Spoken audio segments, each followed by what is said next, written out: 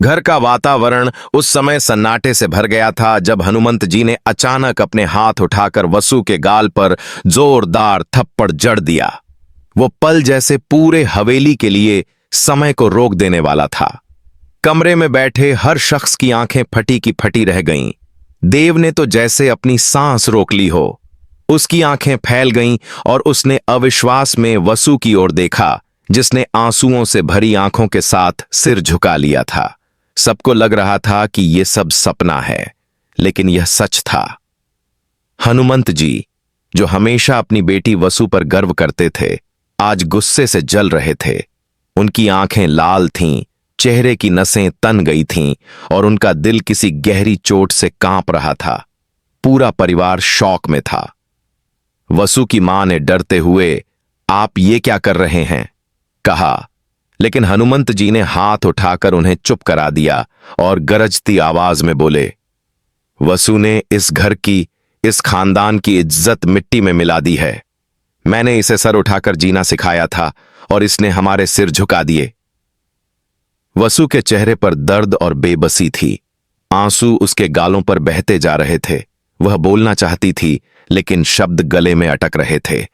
देव ने तुरंत आगे बढ़कर वसु का हाथ थाम लिया और गुस्से में बोला, बाबा, ये क्या कर रहे हैं आप? वसु ने ऐसा क्या किया कि आप उसे इस तरह सजा दे रहे हैं? लेकिन हनुमंत जी ने आग उगलती आंखों से देव को घूरा और कहा, तू नहीं समझेगा देव। तू तो इस लड़की की मोहब्बत में अंधा हो चुका है, लेकिन मैंने देखा है इसने हमारे साथ क्या किया है। इसने वो सच छुपाया जो इस घर को तोड़ सकता है। इसने वो गुनाह किया है जिसे मैं माफ नहीं कर सकता। पूरा परिवार अब बेचैनी से उस सच को जानना चाहता था। सबकी आंखें वसु पर टिक गईं, जो चुपचाप रो रही थीं। उसकी सांसें तेज थीं। वह चाहकर भी सच बोलने से डर रही थी, क्योंकि उस सच के बाहर आने का मतलब था सबकी दुनिया हिल जाना। तभी देव ने और भी गुस्से में कहा, नहीं बाबा, मैं आपकी ये बात मान ही नहीं सकता। वसु झूठी हो ही नहीं सकती। वो इतनी गिर नहीं सकती कि आपको शर्मिंदगी उठानी पड़े। प्लीज आप हमें बताइए, आखिर सच क्या है? माहौल भारी होता जा रहा था। वसु की मां ने वसु को सीने से लगाया और रोते हुए कहा, बोल दे वसु, सच बोल दे, वरना ये आग सबको जला देगी। कमरे के कोने में खड़ी चंद्रिका की आंखों में एक अजीब सी चमक थी, जैसे वह इसी पल का इंतजार कर रही थी।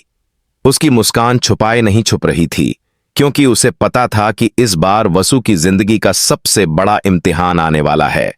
तभी हनुमंत जी कांपती आवाज में बोले, सच ये है कि वसु ने अपने मंगलसूत्र की सच्चाई छुपाई। इसने हम सबके विश्वास के साथ धोखा किया। ये किसी और की पत्नी है। ये सुनते ही जैसे बम फट पड़ा। हर कोई दंग रह गया। देव ने पीछे हटकर वसु की ओर देखा। उसकी आंखों में सदमा और दर्द था, जैसे उसने अपनी सारी दुनिया उसके हाथों से खो दी हो। परिवार वाले फुसफुसाने लगे। कुछ ने कहा, यह कैसे हो सकता है? वसु ऐसी नहीं है। कुछ बोले, अगर यह सच है तो उसने हमसे ये राज क्यों छुपाया? वसु फूट फूट कर रोने लगी और जमीन पर घुटनों के बल बैठ गई। उसके आंसू जमीन पर गिर रहे थे। देव की आंखों में नफरत नहीं बल्कि बेबसी थी। वह उसके पास आया, उसके कंधे पर हाथ रखा और धीरे से बोला, बोलो वसु, ये सब झूठ है ना? तुम किसी और की पत्नी नहीं हो। प्लीज मुझे सच बताओ। लेकिन वसु कुछ नहीं बोली। उसका चुप रहना ही उसके खिलाफ सबूत बन गया। हनुमंत जी गरजते हुए बोले, देखा देव, तू जिसे अपना सब कुछ मान बैठा है, उसने तुझसे सबसे बड़ा सच छुपाया। ये धोखेबाज है। इसने हम सबको धोखा दिया है। देव की आंखों से आंसू बहने लगे। वह टूट चुका था, लेकिन उसके दिल में कहीं न कहीं उम्मीद की एक किरण थी कि वसु उसके साथ धोखा नहीं कर सकती। वो बार बार कह रहा था, नहीं, मेरी वसु ऐसी नहीं हो सकती। कोई और खेल हो रहा है। चंद्रिका ने मौके का फायदा उठाते हुए आंसू बहाने का नाटक किया और बोली, भैया, मैंने तो पहले ही कहा था कि ये लड़की हमारे घर के लायक नहीं है, लेकिन आपने मेरी बात कभी नहीं मानी। अब देखिए इसका असली चेहरा। वसु चिल्लाकर बोली, नहीं चंद्रिका दीदी, आप मेरी दुश्मन हैं। आप ही वो वजह हैं कि मैं ये सच नहीं बता पाई। आप ही ने मेरी जिंदगी में जहर घोला। लेकिन उसकी आवाज सुनकर सब और नाराज हो गए, क्योंकि उन्हें लगा कि वसु अपनी गलती छुपाने के लिए दूसरों पर इल्जाम लगा रही है। देव वहीं खड़ा था, आंसुओं से भरी आंखों से वसु को देख रहा था और मन ही मन सोच रहा था, अगर ये सच है तो मैं कैसे जी पाऊंगा, लेकिन अगर ये झूठ है तो मैं इस झूठ को तोड़ दूंगा। हनुमंत जी ने आदेश दिया, आज से इस लड़की का इस घर से कोई नाता नहीं, मैं इसे अपनी बेटी मानने से इनकार करता हूं। और ये कहते ही उन्होंने दरवाजे की ओर इशारा किया। वसु की मां चीख चीख कर रोने लगी। देव ने हाथ जोड़कर कहा, बाबा प्लीज ऐसा मत कीजिए, मुझे वसु से सच जानने का एक मौका दीजिए। मैं उसके साथ खड़ा रहूंगा, चाहे पूरी दुनिया उसके खिलाफ हो। लेकिन हनुमंत जी का गुस्सा किसी पहाड़ की तरह अडिग था। उन्होंने कहा, अगर तू इस लड़की का साथ देगा तो याद रख, तू भी इस घर से बाहर होगा। कमरे का माहौल इतना भारी हो गया कि सांस लेना मुश्किल हो गया। वसु बेबस होकर देव की ओर देख रही थी।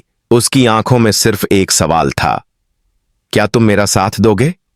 और देव ने भी बिना कुछ कहे उसकी आंखों में देख लिया, मानो कह रहा हो, हां, चाहे दुनिया टूट जाए, मैं तुम्हारा साथ नहीं छोड़ूंगा। कैमरा धीरे धीरे झूम करता है वसु के आंसू भरे चेहरे पर। बैकग्राउंड में दर्द भरा संगीत गूंजता है और स्क्रीन पर लिखा आता है, कल देखिए जब देव करेगा सबके सामने सबसे बड़ा ऐलान।